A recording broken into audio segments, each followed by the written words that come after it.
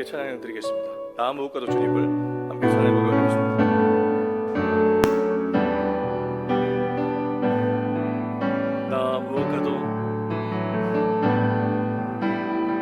무엇과도 주님을 바꾸지 않으리.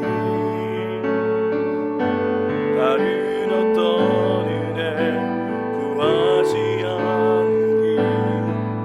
오직 주님만이 내 삶의 도움이시니 주의 얼굴 보기. 우리 한 번 더 고백합니다. 나 무엇과도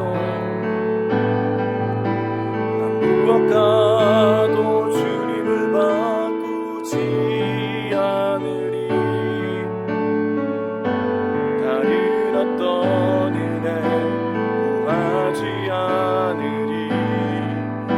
오직 주님만이 내 삶의 도움이시니 주의 얼굴 보기 원합니다. 주님 사랑해요.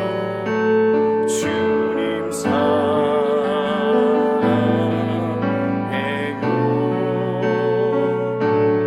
온 마음과 정성 다해 하나님의 진실한 친구 되기 원합니다. 주님 사랑해요. 주님 사랑해요.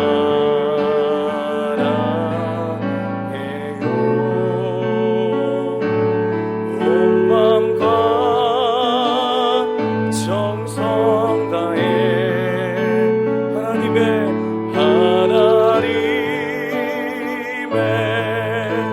신실. 우리 이번에는 자녀 되기 원합니다. 자녀 되기 원함. 주님 사랑합니다. 주님 사랑해요.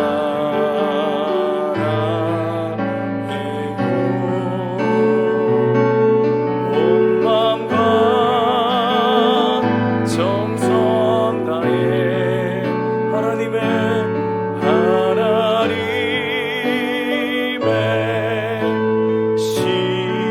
우리 이번에는 제자 되기 원합니다. 제자 되기 원합니다. 아멘.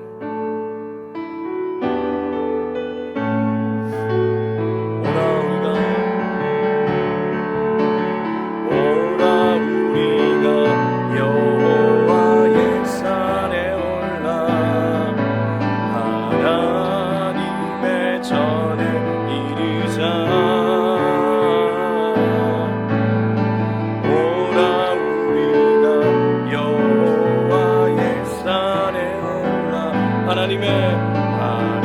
하나님의 전에 이르자.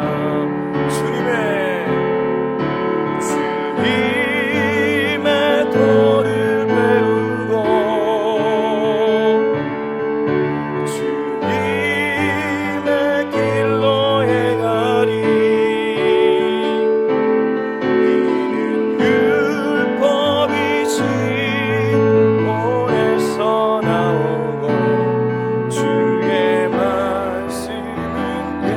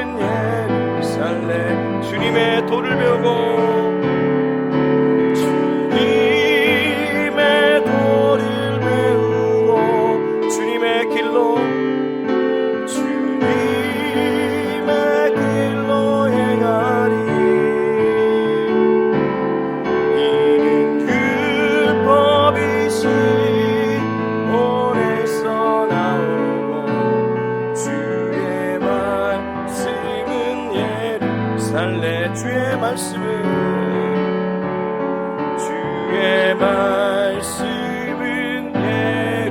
예루살렘에서. 우리 같이 한번 기도하겠습니다. 오늘 기도할 때는 우리 주변의 아픈 지체들을 위해 기도했으면 좋겠습니다.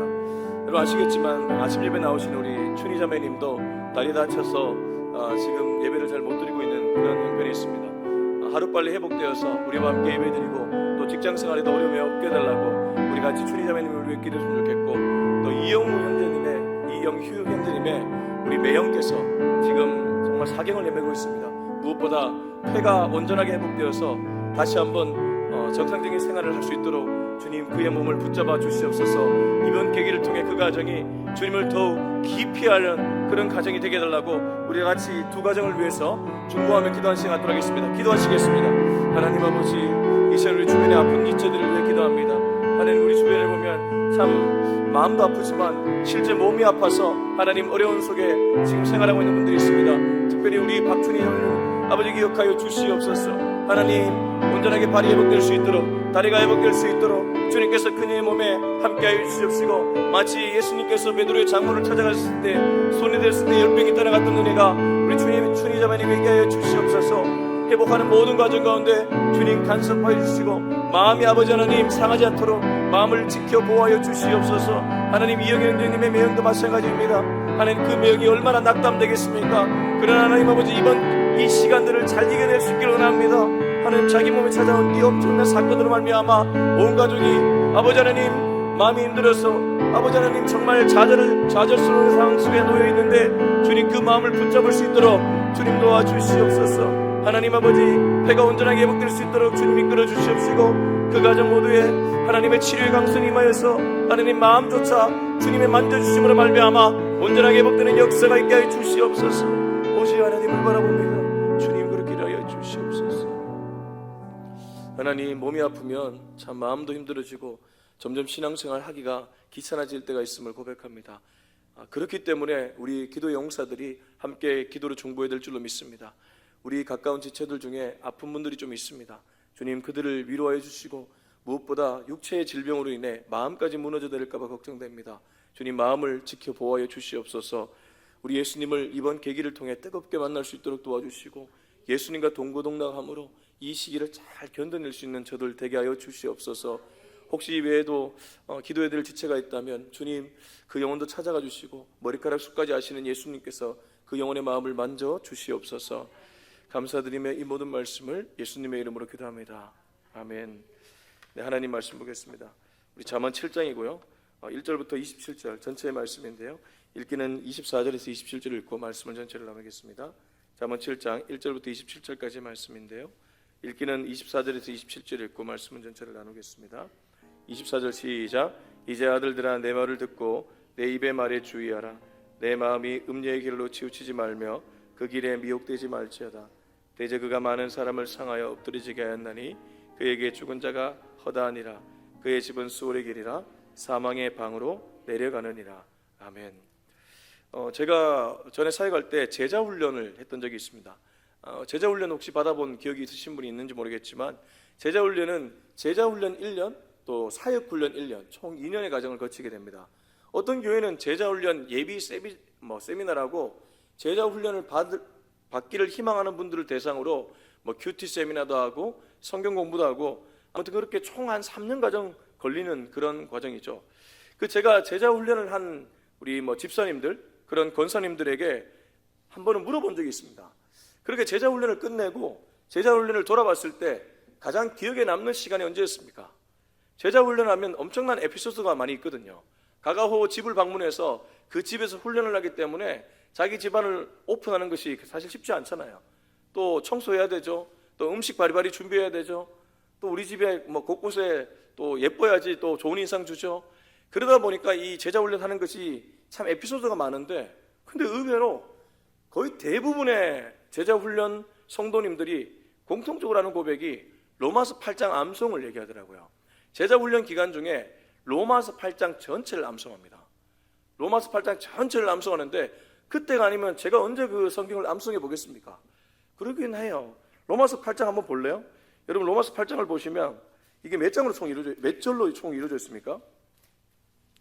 한번 찾아서 한번 보십시오. 이게 꽤 길거든요. 30 몇 절로 기억하기에는 30 몇 절인데요. 39절? 예, 그 정도일 거예요. 39절, 거의 40절에 육박한 성경 구절을 외운다는 게 그렇게 호락호락한 일이 아닙니다. 그러지 않습니까? 우리가 평생을 39절 외우고 삽니까? 신앙생활 하면서도 39절 못 외우거든요. 제가 여러분에게 꼭 부탁드리고 싶은 것이 성경 한번 외워보십시오. 유명한 구절이라도 외워보십시오. 제가 불쑥불쑥 나오는 성경 구절들이 언제 외웠냐면 청년 때 저를 청년 때 지도하셨던 목사님이 그 왜 수련회 가면 그 외워야지 밥을 먹게 해주는 거 있잖아요. 그때 외웠던 게 아직도 저는 남아 있습니다.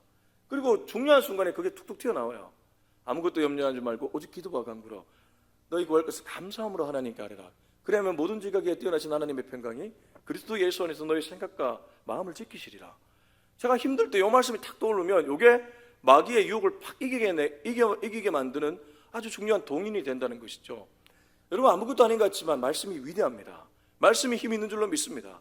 제자 훈련생들이 2년 동안 엄청나게 많은 공부를 했지만 정작 기억에 가장 남는 것은 로마서 8장 암송이었다는 것은 성경이 우리 삶에 가장 중요하다는 것을 그들이 반증해 주는 것 아니겠습니까? 제가 이 얘기를 하는 이유는 오늘 잠언 7장 보십시오. 음녀의 길에 유혹받지 않으려면 결국 말씀 암송입니다. 우리 1절부터 5절까지 읽어보겠습니다. 시작. 내 아들아, 내 말을 지키며 내 계명을 간직하라. 내 계명을 지켜 살며 내 법을 내 눈동자처럼 지키라. 이것을 내 손가락에 매며 이것을 내 마음판에 새기라. 지혜에게 너는 내 누이라며 명철에게 너는 내 친족이라라. 그리하면 이것이 너를 지켜서 음녀에게 말로 호리는 이방 여인에게 빠지지 않게 하리라. 자, 1절부터 5절까지 읽어보면 결국 같은 얘기를 비슷한 말로 반복해서 얘기하는 것이죠. 1절에 보면 말을 지키라, 계명을 간직하라. 2절에 보면 계명을 지켜 살며 심지어 그 법을 눈동자처럼 지켜라. 원래 눈동자는 하나님께 올리는 거잖아요. 우리를 눈동자처럼 지켜보아 주신다고. 근데 이 말을 오히려 그 정도로 네가 눈동자와 같이 네 눈동자가 마치 법을 보는 것처럼 그렇게 매일 율법을 가슴에 끼고 살라. 그렇게 얘기하고 있는 것이죠. 제가 그래서 이 말씀을 읽는데 우리 예전에 그 기독교 교회를 다니기 전에 그 무속신앙일 때 왜 삼재가 끼면 부모들이 애 지갑에 뭘 넣어줍니까? 부적 넣어주잖아요. 그게 탁 떠오르더라고요. 저도 어릴 때 저희 어머니가 외할머니는 교회를 다니셨는데 어머니가 신앙이 오락가락 하셨어요. 그 오락가락 하다 보니까 가끔은 그 무속신앙에 영향을 받아가지고 그 삼재 꼈다고 제 그 지갑에 부적을 넣어줬던 기억이 나더라고요. 왜 그랬을까 싶은데 근데 아무튼 그렇게 부적을 계속 갖고 다니면 그 부적이 보호해 줄 거라고 착각하고 그렇게 해주는 것 아니겠습니까? 근데 우리들에게는 기독교인들에게는 뭐가 그렇게 돼야 된다고요? 말씀이 그렇게 돼야 된다는 겁니다. 그러면 말씀이 그렇게 되려면 암송을 해야 된다는 거예요. 성경책을 매일 들고 다니는 것도 좋은데 적어도 내 머릿속에 아까 로마서 8장 39절 전체는 아니더라도 중요한 몇 구절의 성경은 암송이 되어 있으면, 입력이 되어 있으면 아주 위기의 순간에 그 말씀이 힘을 발휘할 때가 있다는 것입니다. 저는 지금도 가끔 외우는 구절들 중에 그 말씀 있잖아요. 그 예수님이 우리들에게 요한복음 15장 5절에 줬던 거 혹시 기억나십니까? 나는 포도나무에 너희는 가시니 저가 내 안에 내가 저 안에 있으면 이 사람이 열매를 많이 맺나니 너희가 나를 떠나서는 아무것도 할 수 없느니라. 이거 보십시오. 줄줄줄 나오잖아요. 근데 제가 대단해서가 아니고요. 그때 외웠던 말씀이 이렇게 줄줄 나온다니까요. 이 말씀을 딱 떠올리면 뭐가 떠오르냐면 주님 떠나면 아무것도 할 수 없구나. 신앙생활은 오직 주님 안에 있을 때 열매를 맺게 되구나. 입력이 되어 있으니까 자동입니다. 근데 이게 아니면 사단이 공격 들으면 그 사단의 공격이 나를 좀먹는다 이거죠. 그래서 주님은 우리들에게 이 잠언 7장을 통해 너 암송 한번 해봐라. 우리들이 그렇게 도전 주고 있는 줄로 믿습니다. 자, 그런데 이 솔로몬이 아주 중요한 사건을 하나 목격하게 됩니다. 뭐냐 하면 이렇게 말씀을 가까이 하지 않고 암송하지 않으니까 잘 유혹당하는 인물 하나를 발견하게 된 거예요. 근데 이 유혹당할 때에 6가지 메커니즘이 있습니다. 6가지의 과정이 있다는 것이죠. 6절부터 23절 읽지는 않겠지만요, 이게 6절부터 23절이 솔로몬이 유혹당하는 젊은이를 목격한 것입니다. 자, 6절 한번 보세요. 내가 내 집 들창으로 살창으로 내다보다가 내가 내 집 창문으로 내다보다가 한 명이 유혹당하는 그것을 목격하게 되었다. 근데 이제 첫 번째 6가지 메커니즘 중에 첫 번째가 뭐냐 하면 사단 마귀는 젊은 사람 유혹합니다. 자, 7절 같이 읽어보겠습니다. 시작. 어리석은 자 중에 젊은이 가운데 한 지혜 없는 자를 보았노라. 이게 젊다는 게 뭐겠습니까? 혈기가 많다는 것 아니겠습니까? 우리가 나이가 있다 보면 나는 유혹 안 받겠다, 그 뜻은 아닙니다. 오히려 자기 생각이 강하고 자기 열정이 강한 사람들이 유혹을 잘 당한다는 거예요. 이게 첫 번째 마귀가 유혹하는 사람들의 공통점은 열정이 있는데 자기 열정으로 충만한 사람들이 유혹을 잘 당한다는 것입니다. 바리새인 서기관 율법학자들 보십시오. 완전 사단 마귀 종로로 됐잖아요.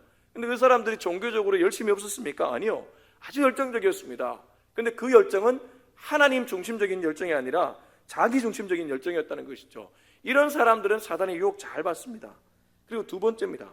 두 번째에 보면 9절 한번 읽어보실래요? 9절 시작. 저물 때, 항원 때, 깊은 밤, 흑암 중에라. 꼭 유혹에 들어오는 시기는 밤입니다. 밤중에 유혹에 들어온다는 것입니다. 그러면 이게 물리적으로 밤을 가리키는가? 그렇게 볼 수도 있지만 우리에게 적용하자면 이건 영적으로 흑암을 가리킵니다. 영적인 흑암이 무엇입니까? 하나님 없이 살아가는 모든 시간들은 영적으로 흑암입니다. 하나님은 빛입니다. 빛이 내 삶에 들어와야지 흑암이 떠나갑니다. 하나님이 없으면 그 삶이 화려해 보이도 흑암 가운데 있다는 것이죠. 이런 사람들이 뭘 잘 받는다고요? 유혹을 잘 받는다는 것입니다. 첫 번째, 자기 생각으로 충만한 사람. 두 번째, 영적으로 흑암 중에 보내는 사람. 자, 그리고 세 번째는 이 유혹의 메커니즘에서 사단의 특징을 보여주는데요. 10절 한번 읽어보겠습니다. 10절 시작. 그때에 기생의 옷을 입은 강교한 여인이 그를 맞으니. 자, 이 여인이 무슨 옷을 입었다고 하죠? 기생의 옷이라고 합니다. 자, 기생의 옷이라면 솔로몬 시대에 기생의 옷이 있겠죠. 우리 시대에 또 기생의 옷이 있습니다.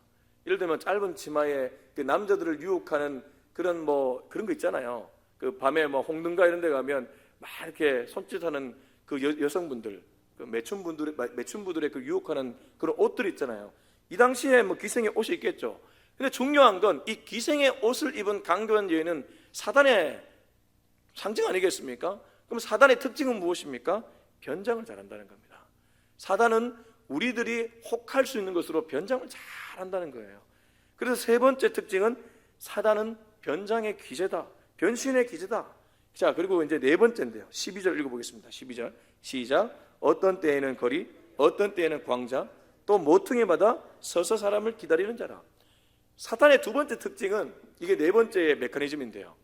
이 네 번째 메커니즘은 사단의 두 번째 특징을 얘기해 주는데, 두 번째 특징은 사단은 곳곳에서 우리를 유혹한다는 것입니다. 그냥 어떤 특정 장소에서 우리를 유혹하는 것이 아니고, 거리가 어떤 곳입니까? 우리가 늘 지나다니는 장소 아닙니까? 광장이 어떤 곳입니까? 유럽 가보시면 광장은 사람들이 가장 많이 모여있는 곳입니다. 그러면 사단은 교회에서 우리를 유혹할 수 있습니까? 유혹할 수 있습니다. 사람이 모이는 곳은 다 유혹의 장소라는 거예요. 그리고 모퉁이, 보이지 않는 모퉁이에서도 유혹한다는 거예요. 다르게 말하면 무엇입니까? 사탄은 모든 곳에서 우리를 유혹한다는 거예요. 가정에서도 유혹하고, 직장에서도 유혹하고, 교회에서도 유혹하고, 어느 곳이든지 그런 유혹하는 사람이다. 사단은 변신의 기제다. 곳곳에서 우리를 유혹한다. 자, 그리고 이제 다섯 번째인데요. 다섯 번째는 13절부터 17절까지를 보면 이 여자가 유혹하기 위해 온갖 노력을 하는데, 심지어 16절 보십시오. 여호와, 애굽의 문이 있는 이불, 그리고 17절 모략, 침량, 계피, 이런 걸 왜 뿌리겠습니까? 온갖 감각을 다 동원해서 유혹하는 거예요. 코를 유혹하고, 눈을 유혹하고, 귀를 유혹하고, 귀는 신음소리 같은 걸로 유혹하고, 코는 후각으로, 여기 보면 계피 이런 것들 있죠. 이런 아주 그 남자들이 꼭 빠지기 좋은 그런 냄새를 자극시켜서 유혹하고, 그럼 무엇입니까? 우리의 오감을 다 자극시켜 유혹한다는 거예요. 참 얼마나 이게 사단이 전략적으로 우리들에게 다가옵니까? 참 보통 얘기가 아닙니다. 자, 그리고 마지막 여섯 번째입니다. 제가 지금 다섯 번째까지 했죠. 마지막 여섯 번째 메커니즘이 21절입니다. 21절 같이 읽겠습니다. 시작. 여러 가지 고운 말로 유혹하며 입술에 호리는 말로 깨물어. 마지막 여섯 번째가 말입니다. 결국 말을 조심해야 됩니다. 내게 들려온 이 말 속에 때로 하나님의 뜻이 있는가 하면 하나님의 뜻이 아니라 사단의 유혹이 있을 수 있다는 거죠. 그래서 제가 이 시대는 영적 분별력이 너무 중요한 시대라고 거듭 강조하는 이유가 여기 있습니다. 영적 분별력은 특별한 은사가 아닙니다. 물론 성경에 보면 뭐 영분별의 은사라고 나오지만 모든 사람이 이 은사를 가질 수 있습니다. 어떻게 하면 가질 수 있냐면 말씀을 많이 읽으면 가질 수 있습니다. 그래서 앞서 솔로몬이 1절에서 5절까지 뭘 얘기했습니까? 말씀 암송하라고 했던 것입니다. 말씀이 진짜입니다. 진짜는 가짜를 자연스럽게 드러나게 만들어줍니다. 말씀이 자꾸 들어오면 가짜가 보여집니다. 이상한 말, 사단이 이단들이 하는 말들 중에 끝이 보면 이상한 말들이 있잖아요. 그게 다 분별이 된다니까요. 근데 그 어떻게 해야지 분별이 된다고요? 말씀을 많이 읽어야 됩니다. 진짜 말씀, 해석된 말씀 말고요. 이단의 개수들이 그렇게 해석해서 던지는 말씀 말고요. 이단의 그런 열심히 있는 사람들이 자기 교리로 해석해서 던지는 말씀 말고요. 그냥 이 66권의 성경 자체를 많이 읽어야 된다는 겁니다. 아니 목사님 성경이 어려운데요? 그럴 때는 성경을 도와주는 가이드가 되는 책들이 좀 있습니다. 그 시중에 가면 건전한 책들이 좀 있으니까 그런 책들을 좀 참고해서 읽으면 유익하다는 것이죠. 중요한 건 사단은 말로 우리를 유혹합니다. 자, 이 6가지 꼭 기억하셨다가 사단은 이런 식으로 우리를 접근해 오는구나 아셨으면 좋겠습니다. 근데 이렇게 사단의 유혹을 받아 가는 젊은이의 마지막은 뭘까요? 22절, 23절 보시면 22절 같이 읽겠습니다. 시작. 젊은이가 곧 그를 따랐으니 소가 도수장으로 가는 것 같고 미련한 자가 벌을 받으려고 쇠사슬에 매이는 가는 것과 같도다. 무엇입니까? 결국 사망이라는 거예요. 도수장이 무엇입니까? 짐승이 죽는 도살장 아닙니까? 제가 어릴 때 도사견을 키운 적이 있습니다. 우리 아버지가 투견개를 좋아하셔가지고 어릴 때는 이 개싸움을 막 붙이게 했거든요. 예전에 지방에 보면 핏불 테리어 아십니까? 핏불 테리어가 싸움 잘합니다. 그거. 붙여놓으면 그 끝까지 물어가지고 놔주지를 않습니다. 와, 그거 좀 무섭더라고요. 근데 아무튼 이 도사견을 키워서 막 개싸움을 붙이고 그랬는데 이 도사견을 이제 뭐 그 팔 때가 됐던 것 같아요. 근데 아버지가 이제 그때 왜 그러셨는지 모르겠는데 도살장에 팔았어요. 그러니까 우리가 차에 이제 그 도사견을 키웠던 도사견을 실어놓고 또 도살장에 들어가는데 짐승도 지가 도살장에 들어간 거 압니다. 제가 그거 보면서 야, 짐승도 지가 죽으러 가는 자리는 알구나. 애가 이 목줄로 끄는데 가지를 않으려고 해요. 목에 이게 왜 안 가려고 버팅기는 있죠. 똥오줌을 다 쌉니다. 거기서. 그 왜 예전에 그 사형수 관련된 간증 들어보시면요, 예수님 안 믿는 사람들 그 감옥 형장 들어갈 때 보면 똥오줌 쌉니다. 그 박효진 장로님이라고 그 유명한 장로님 계시거든요. 그분이 그 감옥에서 이렇게 교도관 생활을 했던 분인데 그분 간증 들어보면 예수 믿는 사람들, 진짜 예수님을 제대로 믿었던 사람들은 죽음 앞에서 오히려 참 담담하신데 예수 믿지 않았던 제수들은 그렇게 성자였던 사람들도 욕을 하고 마지막 순간에 똥오줌을 싸고 막 이런다는 거예요. 참 죽음 앞에서는 사람 없다는 거예요. 근데 오늘 이 말씀 무엇입니까? 죽으러 가는데도 모른다는 거예요. 일개 미물, 짐승도 자기가 죽는 자리를 아는데 이 죽으러 가는데도 모른다는 것, 이게 얼마나 안타까운 일이겠습니까? 사단이 우리를 유혹하면 그 끝은 반드시 사망입니다. 영이 죽든 육이 죽든 죽음을 무조건 가져온다는 거예요. 저와 여러분은 사단의 유혹에 넘어가지 않기를 예수님의 이름으로 축복합니다. 그래서 이제 마지막으로 이제 솔로몬이 이렇게 얘기한 후에 정리를 해주는데 그게 바로 24절에서 27절입니다. 우리 같이 한번 읽어보겠습니다. 시작. 이제 아들들아, 내 말을 듣고 내 입의 말에 주의하라. 내 마음이 음녀의 길로 치우치지 말며 그 길에 미혹되지 말지어다. 대저 그가 많은 사람을 상하여 엎드리지게 하였나니 그에게 죽은 자가 허다하니라. 그의 집은 수월의 길이라 사망의 방으로 내려가느니라. 그래서 그 사탄의 유혹에 넘어가지 않으려면 두 가지를 얘기하는데 24절, 내 말을 들으라. 이 내 말은 솔로몬의 말이기도 하지만 제가 계속 얘기하지만 영적으로 보면 하나님의 말씀을 들으라. 그리고 두 번째 25절, 마음을 지켜라. 잠언이 강조하는 것 결국 두 가지입니다. 여호와를 경외하는 것이 지혜의 근본이다. 진짜 지혜는 여호와를 경외하는 것이다. 여호와를 경외하려면 말씀을 많이 읽고 들어야 된다. 그 말씀을 읽고 듣는데 우리가 지켜야 될 것은 마음이다. 무릇 지킬 만한 것 중에 네 마음을 지키라. 요게 두 가지가 잠언 전체가 끌고 가는 내용의 핵심이라는 것입니다. 저와 여러분이 오늘도 사단에게 넘어가지 않으려면 말씀을 많이 듣고 동시에 내 마음을 지켜야 될 줄로 믿습니다. 그런데 말씀을 많이 들으면 이 말씀이 내 마음을 지켜줄 줄로 믿습니다. 듣는 자는 믿음이 있습니다. 믿음 있는 자는 그 마음을 지킬 수 있습니다. 하나님이 그 마음을 지켜주기 때문입니다.